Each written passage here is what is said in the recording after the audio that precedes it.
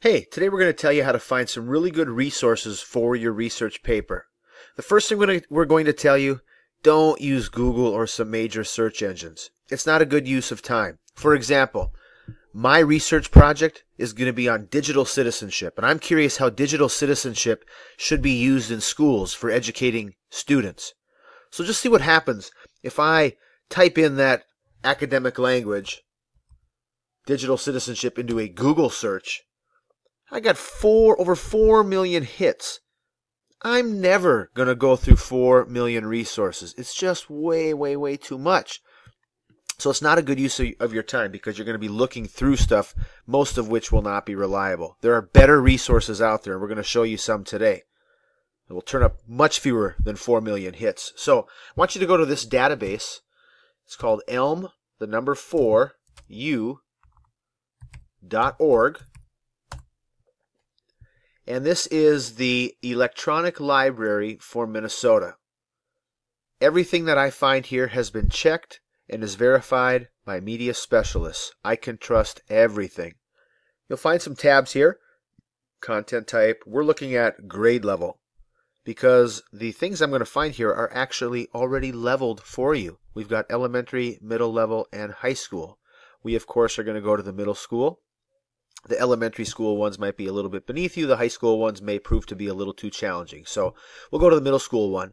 Now we've got these 6 different databases, We're going to focus on just a couple of them. We're looking for things that are relevant and recent.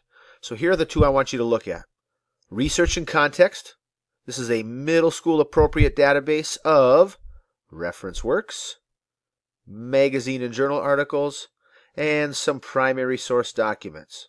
So that's one search engine you can use to look for relevant information. The other one is called Student Resources and Context. This one also is going to have magazine and journal articles, plus some primary sources, and again, this too is for middle and high school students. So the two to focus on, Research and Context, Student Resources in Context, and I'll show you how to use one of them. Student Resources and Context, if you click on it, this database opens up. I'm not going to play around with these other links because I already have a topic, and I'm not looking for things until I have a topic because I don't want to waste time. So up here in the search bar, I'm going to type my research project, which is about digital citizenship. Now, notice I'm not typing the question, I'm typing in keywords. And when I type in digital citizenship, here's what I get when I search. I've got 3 audio files, 1 video, 47 news articles, 96 magazine articles, 15 academic journals.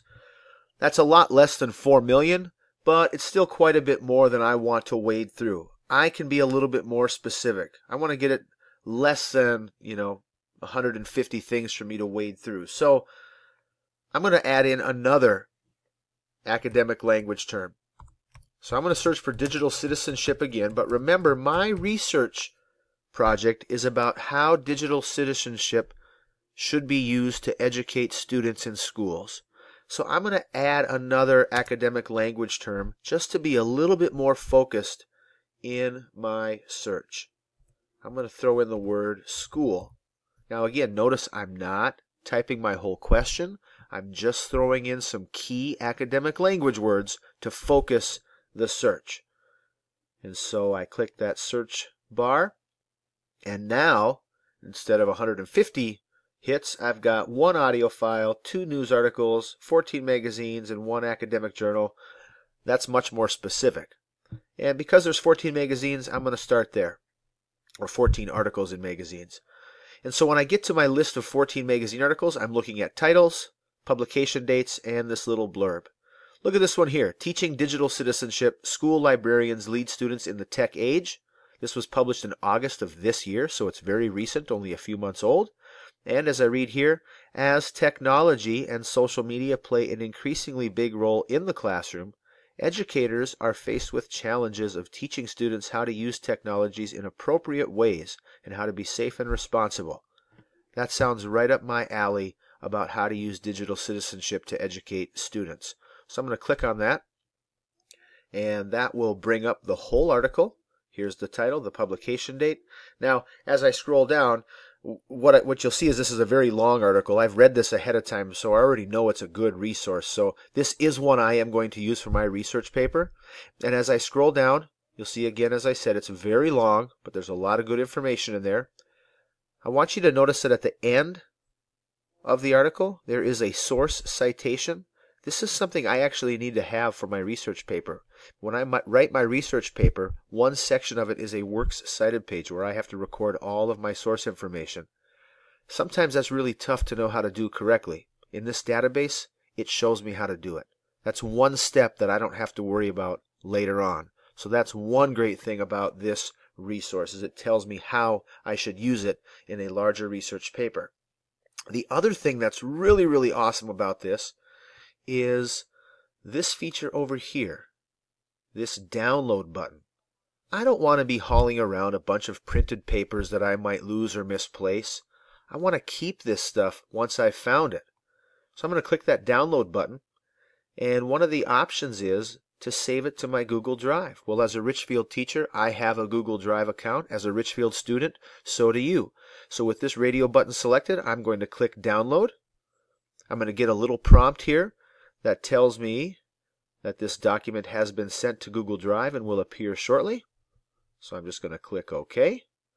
If I go up to my Google Drive, you'll notice that among my folders, a new one has appeared. Student Resources in Context. That's the name of the database I was just using. And now I have a folder with that very title. If I open that folder, here's my article, Teaching Digital Citizenship, School Librarians Lead Students in the Tech Age. So now, instead of a database hit, it has been converted to a Google document. So I've got everything as I saw it on that last web page, except now it's in my drive. Got the title, the publication date, all of that great information. And, as I also mentioned, it's got that great source citation at the bottom, which I am going to need when I write my paper for my works cited page. So now I've got that in my Google Drive. I don't have to print stuff off and carry it around. I've got it. Any place I open up my Google Drive, I can read this article, take notes on it, and I am not going to lose it. So that's how to find and keep some excellent resources which will make writing your research paper a whole lot easier.